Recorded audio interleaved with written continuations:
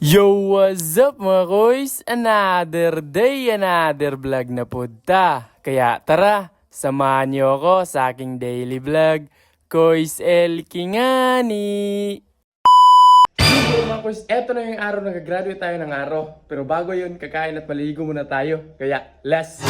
At dahil 7 AM pa yung arrival namin, so medyo hindi na tayo gumising ng maaga. Kumpara nung nag-training pa kami, mga 3 to 4 dapat gising na. Balik tayo, ang sarap talagang kumain ng almusal pag graduate na sa ROTC. Sheesh! At yun, pagkatapos ating kumain, may pasayaw-sayaw pa. Aray ko. At patig rin ang susuotin namin ngayon. Buti na lang ay natuyo na tong patig ko kasi kahapon lang to nilaban ni mama. Kala ko hindi ko na to magagamit ngayon. Sobrang importante pa naman ng araw na to. At yun, tapos naman tayo mag-BS. So, pupuntahan mo natin yung pinsan ko. Dahil sabay lang kami pupunta ng Binuni. Yun. Okay, ganda ng umaga. Walang ingay, gulo at kung ano-ano pa man. Pagkatapos ating sunduin yung pinsan ko, tinawag ko na si Papa para ihatid kami. Graduate na karon. Yeah. Dili namin mata karabuntag. Kada Sabado.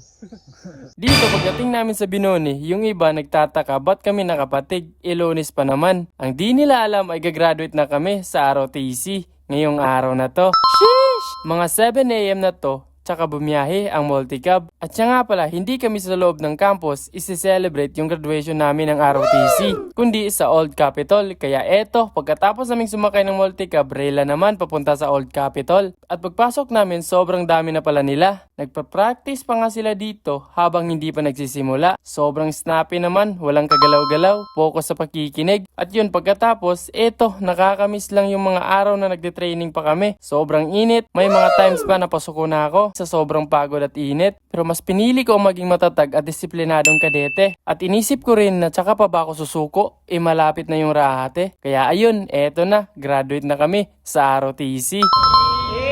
Hoy, ito grado! Paldo. Congrats ko. Congrats. Graduate kami guys! Ano? Hindi namin magpan! Wanay upaw, wanay upaw! Shout out! Baklay, parang sa akin. Sintro sa lakas. Pero bago kami uwi, dito muna kami sa Gaisano magpapalamig. Aray ko, di biro lang. Bibili lang kami ng makakain. Hindi pa nga kami nakakain ng pananghalian. Kaya eto, bibili lang kami ng makakain. Hey, papa.